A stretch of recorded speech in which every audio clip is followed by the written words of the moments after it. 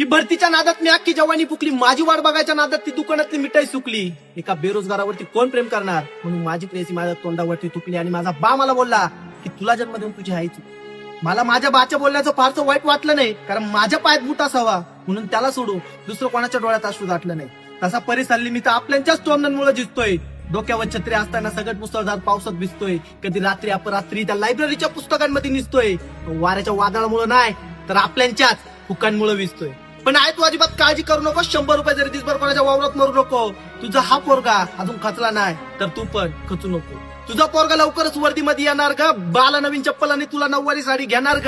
आणि गल्लीतल्या ज्या बायकांनी तुझ्या लेकाला नालायका म्हणून नावं ठेवलात, त्याच नालायकामुळं आज तुला मान सन्मान भेटणार ग. आज तुला मान सन्मान भेटणार. आधार कुणाचा नाही ढगाळल्या